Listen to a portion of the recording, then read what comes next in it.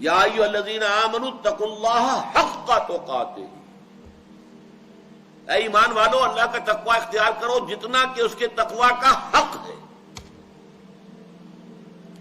اس پر صحابہ گھبرا گئے، حضور کی خدمت میں حاضر ہوئے، اس لیے کہ میں نے بارہا آپ سے کہا ہے کہ ہمارا قرآن کا پڑھنا اور سننا کسی اور قسم کا ہے، اور ان کا قرآن کا پڑھنا اور سننا کسی اور نوعیت کا تھا۔ وہ قرآن سنتے ہی پڑھتے ہی دیکھتے تھے کہ ہم اس پر عمل کریں گے، عمل کر سکتے کہ نہیں کر سکتے۔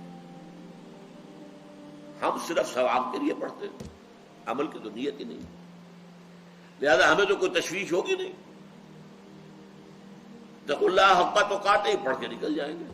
وہ گھبرا گئے، حضور اللہ کا حق کون ادا کر سکتا ہے؟ جبکہ ذہن میں رکھیے خود حضور کے اپنے الفاظ ہیں، اللہ تعالیٰ سے خطاب کرتے ہوئے، ما عرفناک حق معرفتک، اے اللہ ہم تجھے نہیں پہچان سکے جیسے کہ پہچاننے کا حق تھا، وما عبدناک حق عبادتک، اور اے اللہ ہم تیری بندگی اور پرستش نہیں کر پائے جیسے کہ تیری بندگی اور پرستش کا حق تھا۔ تو فاتقوا اللہ حق تقاتہ، یہ کیسے ممکن؟